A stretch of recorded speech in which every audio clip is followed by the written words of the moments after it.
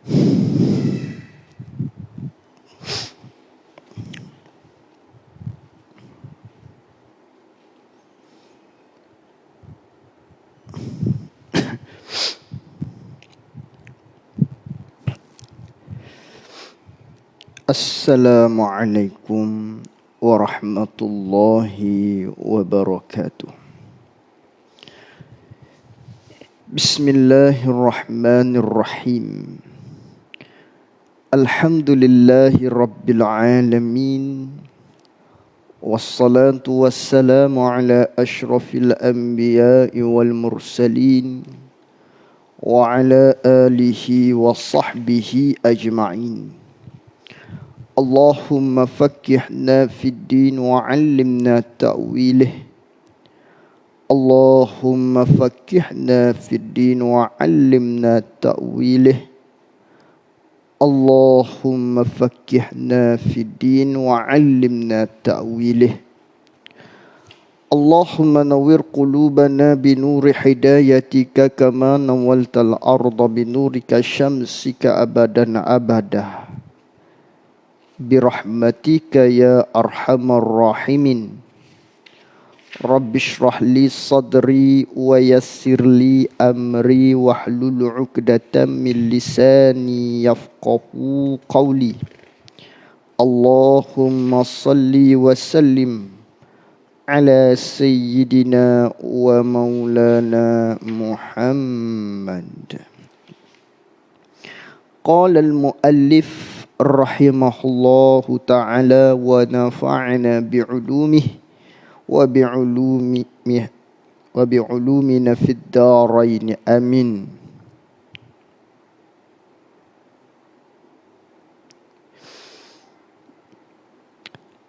Adapun sebab riak yang kedua, maka iaitu takut dicela manusia. Muslimin muslimat, para penonton jemaah surau yang dikasihi oleh Allah Subhanahu wa taala, pada malam ini kita sambung muzakarah kita menerusi kitab penawar bagi hati. Perbicaraan kita berkaitan dengan sifat riak, yang mana sifat riak sebagaimana kita maklum merupakan sifat hati yang dicela, yang merupakan salah satu daripada dosa besar, derhaka kita kepada Allah Subhanahu wa taala dari sudut batin hati kita. Di mana di antara punca sebab yang mana datangnya sifat riak ini, di antaranya ialah kerana yang pertama, seseorang itu suka kepada pujian. Manakala dia suka kepada pujian, kasih kepada orang puji, maka dia akan melakukan satu-satu amal kebaikan yang dilakukan untuk mendapatkan pujian tadi. Maka dia menunjulkan, menghending-hendingkan, menunjuk-nunjukkan ibadat yang dia lakukan supaya dapat pujian daripada manusia. Itu sebab yang pertama datangnya seseorang itu sifat riak. Terjerumusnya seseorang itu dengan sifat riak yang dicela ini, kerana suka kepada pujian orang. Yang kedua, kerana seseorang itu takut dicela. Kerana seseorang itu takut dikatakan oleh orang. Oleh kerana dia takut orang kata dia, umpamanya seseorang itu yang mempunyai harta yang banyak, tiba-tiba memberi sedekah dengan sedekah yang sedikit, maka orang akan cela, orang akan kata dia, menyebabkan dia beri banyak. Lalu bagaimana nak suruh orang tahu supaya orang tak cela dia? Maka dia menunjukkan kedermawaan ataupun kesedekahan orang tersebut. Maka ini menyebabkan seorang itu timbulnya sifat riak. Ataupun seseorang itu yang digelar dengan title ustaz contohnya. Maka kalaulah dia tak sembahyang sunat, orang akan kata, apa ustaz macam ni? Maka dia menunaikan solat sunat. Umpamanya solat sunat, apa kita panggil sunat kapit fardu. Sekejap lagi nak mengajar ni. Kalau tak sembahyang solat sunat, orang kata, apa ustaz? Dia pun sembahyang. Jadi dia sembahyang tadi tu bukan ikhlas kerana Allah. Akan tetapi takut orang cela. Takut orang kata, apa ustaz ni? Mendatangkan riak di dalam hati sanubari seseorang. Contohnya, ini takut orang kata. Yang ketiga, sebab bagi punca riak ini, iaitulah daripada kerana seseorang itu inginkan keduniaan. Apabila dia ingin mendapatkan satu-satu daripada mata benda dunia, untuk mendapatkannya perlu menonjolkan sesuatu amal ibadat supaya orang kata, oh baik, berjuru, rajin ibadat dan lain-lain. Maka dia melakukan supaya orang nak lihat, mempertontonkan untuk mendapatkan keduniaan tersebut. Maka ini ialah merupakan 3 punca menyebabkan seorang itu terjerumus kepada sifat riak. Maka perlu hakis, perlu kita ubati 3 punca ini. Di mana punca yang pertama, iaitulah kasih kepada puji. Kita telah bincang pada pertemuan kita yang lalu. Jadi pada malam ini, kata pengarang rahimahullahu ta'ala, adapun sebab riak yang kedua, apa? Maka iaitu sebab riak yang kedua, iaitulah takut dicela oleh manusia. Jadi datang riak daripada kerana seorang ini, salah satu puncanya takut orang kata dia. Derma sikit takut orang kata. Tak sembahyang takut orang kata. Takut orang cela. Maka bagaimanakah kita nak ubati sifat ataupun perasaan takut orang cela kita ni? Maka ubatnya, kata pengarang rahimahullahu ta'ala, ialah bahawa menetapkan ia seorang di dalam hatinya, hati seorang. Dia kena tetapkan dalam hati dia, dia kena letak dalam hati dia, dia kena tanam dalam hati dia, motivasi dalam hati dia akan bahawasanya cela mereka itu manusia tak memberi mudarat ia cela akan dia, akan seorang. Kita kena tanam dalam hati kita. Orang duk kata kita, orang duk jek kita, orang duk maki kita, orang duk kata belakang kepada kita, hak ni tak memberi mudarat sikit pun kepada kita, tak bawa kita jadi bahaya pun. Dengar orang kata tadi, tidak kata rebah selalu, mati kita, mudarat diri kita, demam jadi dak. Lalu tu dah ianya tak memberi mudarat, biarlah. Jika ada ia yang dipuji pada sisi Allah Subhanahu wa ta'ala, asalkan ibadat hak kita buat, kebaikan hak kita buat, ianya ada nilai di sisi Allah, walau sedikit sekalipun, walau tak berapa banyak sekalipun ianya mengundang kecelaan manusia, biar. Kerana itu tak memberi mudarat kepada diri kita. Asalkan ianya hak sikit ini ikhlas untuk mendapatkan redha Allah, untuk kita mendapatkan syurga Allah, cukup dah. Ianya ada nilai di sisi Allah Subhanahu wa ta'ala. Orang nak kata, ikut dia. Orang nak kata, nak cela kita dengan ibadat kita buat sedikit, contohnya, biarkan dia. Kerana kecelaan seorang tersebut tak memberi bahaya pun kepada kita. Kita kena tanam begitu. Ini ubat dia. Kalaulah kita buat satu-satu ibadat jadinya riak kerana takut orang cela kita, ini ubat dia. Tanam dalam hati kita, cela manusia, orang kata kepada kita, orang duk maki kita, kata belakang kepada kita terhadap amal ibadat kita buat sikit tadi, biarlah ia tak beri mudarat sikit pun ke atas diri kita. Tidak kata akan jadi lelah, demam kita, kena COVID kita sebab orang kata. Tak. Asalkan ibadat yang kita buat dipuji oleh Allah Subhanahu wa ta'ala, ada nilai di sisi Allah Subhanahu wa ta'ala. Itu ubatnya. Lagi, apa ubat dia lagi?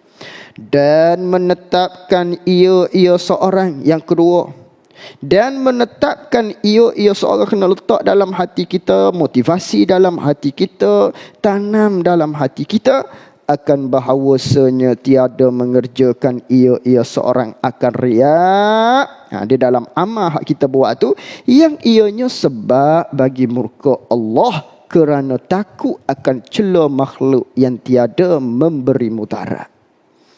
Nak tanam dalam hati kita bahawasanya kita duk buat amal ibadat, nak suruh orang tengok kita mempertontonkan amal ibadat kita kerana orang tu. Kalau kita tak buat amal ibadat, banyak contohnya. Kalau kita tak sembahyang, contohnya sembahyang sunat, contohnya orang akan kata kepada kita, maka takut cela manusia ini hak tak memberi mudarat, maka tiba-tiba kita sanggup mendatangkan murka Allah Subhanahu wa ta'ala. Maka kena tanam dalam hati kita, jangan sesekali. Maknanya takkanlah kerana kita takut orang kata kita, takkanlah kerana kita takut orang cela kita, maka kita nak buat satu-satu amal ibadat dengan riak yang mana ianya akan mendatangkan muka Allah Ta'ala. Patutkah tidak begitu? Tak patut. Takut orang celah, tapi kita buat amal yang mendatangkan murka Allah, kita gitukah? Gitukah hak takut orang celah, hak tak memberi mudarat kepada murka Allah yang akan memberi mudarat kepada kita di akhirat? Patutkah? Tak patut. Kena tanam dalam hati kita. Kita takkan buat, kita tidak akan mengerjakan satu-satu ibadat dengan riak yang menyebabkan kita itu mendapat murka Allah. Dek kerana kita takut orang cela kita, yang kecelaan itu, orang kata kita itu tak memberi mudarat sedikit pun kepada diri kita. Kena tanam dalam hati kita gitu. Itu yang kedua. Yang ketiga, ubatnya. Dan memada akan dia.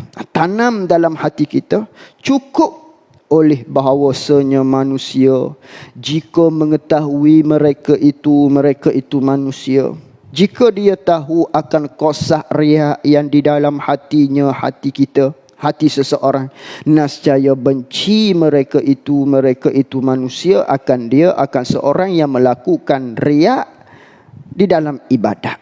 Dan bahawasanya riak seorang itu tak dapat tiada nyata ia riak bagi manusia, sama ada segera atau lambat, maka menyebabkan murka mereka itu manusia, dan mencela mereka itu manusia akan seorang. Kena tanam dalam hati kita, cukuplah. Maknanya kalau kita buat satu-satu ibadat, yang mana ibadat kita buat ni memang hati kita nak suruh orang kata kita ni baik, orang kata kita ni berjuru, yang mana kita buat tu dengan riak, nak menunjuk-nunjuk, maka orang akan benci kita. Kalau kita buat ibadat nak menunjuk-nunjuk, orang akan benci kita. Orang tak tahu kita nak buat ibadat tu untuk menunjuk-nunjuk, lambat laun benda ni akan nyata. Lambat laun, segera atau lambat, orang akan tahu apa yang kita buat tadi tu sebenarnya ialah kerana nak menunjuk-nunjuk. Tu sahaja. Maka lambat ataupun segera cepat, orang akan tahu. Lambat laun orang akan tahu. Maka ianya akan mengundangkan muka manusia pula kepada kita. Orang akan marah kepada kita, orang akan maki kepada kita pula. Kerana apa? Kita buat ibadat tadi nak menunjuk-nunjuk, dia tu sedekah tu, nak nunjuk je tu. Orang akan murka kita, orang akan cela kita. Sungguhlah awal-awal orang tak tahu, tapi lama-lama, lambatlah orang akan tahu. Nak menunjuk tu sembahyang sunat, nak menunjuk je, orang kata kena tanam dalam hati kita. Nakkah begitu? Buat apa kita buat ibadat dengan riak? Yang akhir-akhirnya orang akan tahu kita buat ibadat nak menunjuk-nunjuk dan orang akan mencela kita juga. Biarlah hati kita buat satu-satu ibadat itu kerana Allah Subhanahu wa taala. 3 ubat yang diajar oleh pengarang kita di dalam kitab Penawar bagi hati ini. Situ. Baik. Dan jika ada ia seorang mengerjakan ibadat dengan ikhlas.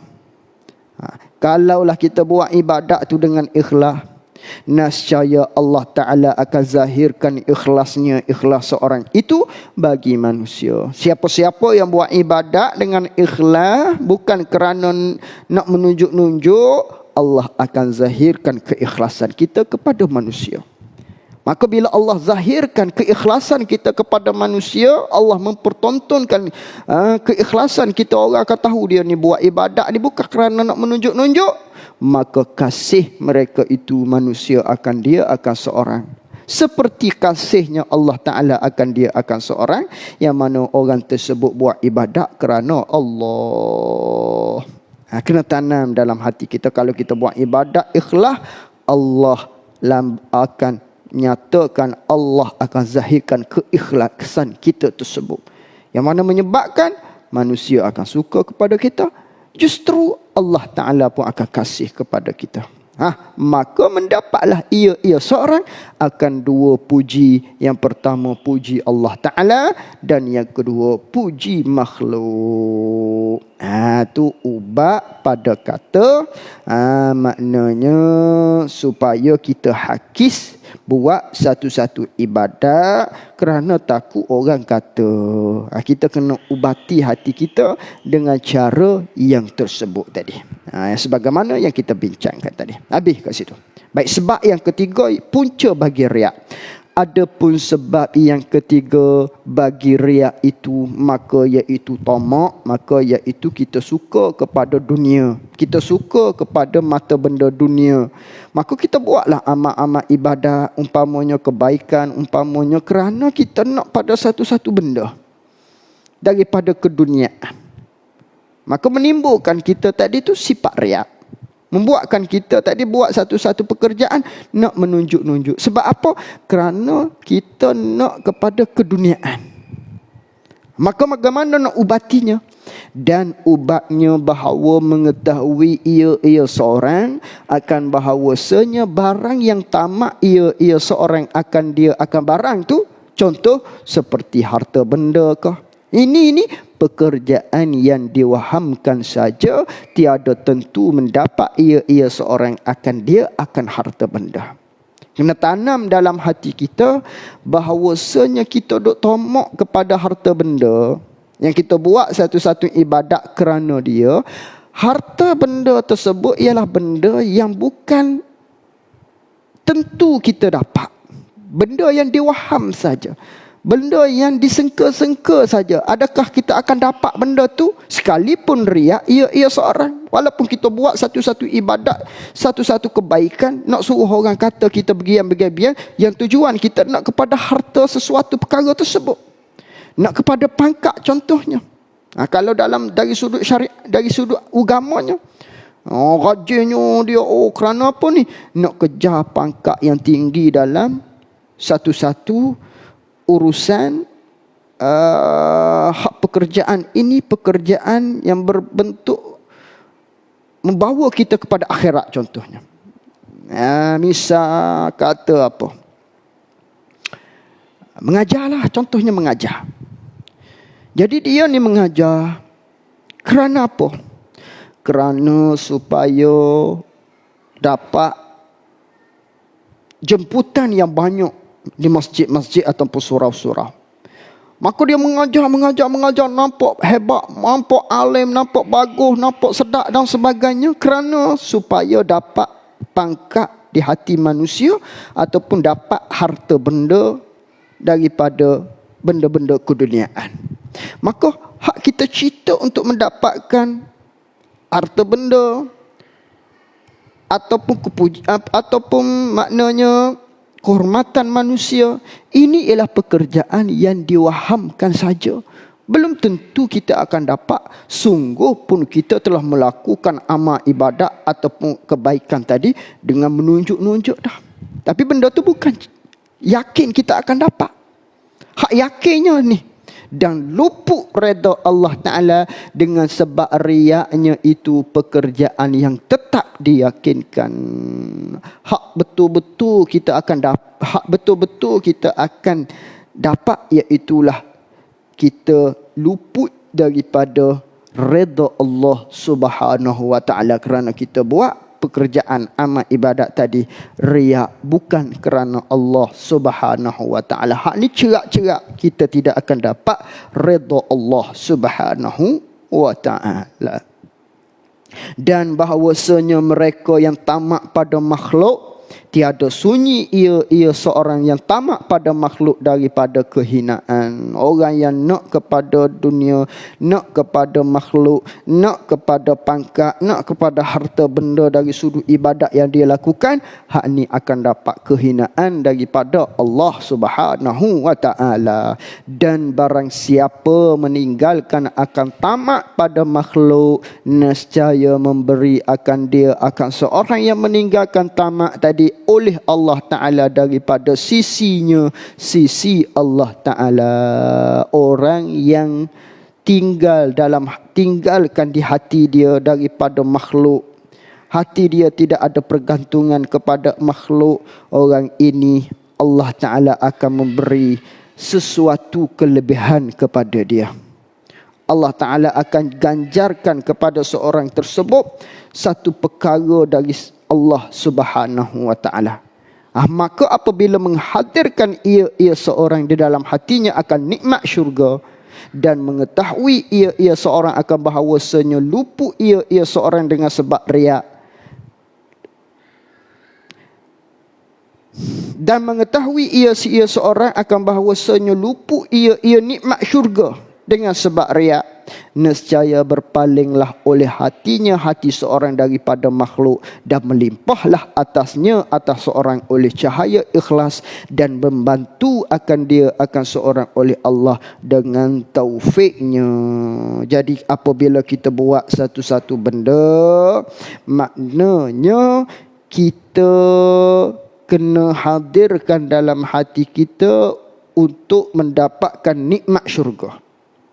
Maka kalaulah begitu, bila kita buat satu-satu ibadat ikhlas kerana Allah, yang mana nikmat syurga ini ialah ganjaran daripada Allah bagi mereka yang melakukan amal ibadat yang Allah Ta'ala perintah, maka nikmat syurga ini akan luput, akan menyebabkan seorang itu tidak dapat apabila seorang itu buat satu amal ibadat dengan riak. Sedangkan habuan bagi mereka yang melakukan amal ibadat ialah nikmat syurga, mendapatkan syurga. Tiba-tiba kita buat amal ibadat tak dapat nikmat syurga kerana kita buat dengan sebab riak. Kita buat dalam keadaan riak. Maka bila kita menghadirkan begitu, kita yakin kalaulah aku buat amal ibadat ni dengan riak menyebabkan nikmat syurga aku tidak akan dapat. Nescaya bila kita tanam dalam hati kita begitu, kita akan berpaling daripada buat satu-satu ibadat kerana makhluk. Bila kita tak buat dah amal ibadat kerana makhluk, hanya semata-mata kerana Allah, Allah akan limpahkan kepada kita cahaya keikhlasan, dan Allah akan bantu kita dengan taufiknya, kita akan dapat melakukan amal ibadat kepada Allah Subhanahu wa Ta'ala. Ini di antara ubat supaya kita dapat menghakis 3 punca utama yang menyebabkan seorang itu mengerjakan amal ibadat dengan riya. Wallahu a'lam wa ilmuhu wa atam. Jazakumullahu khairan jaza. Assalamualaikum warahmatullahi wabarakatuh.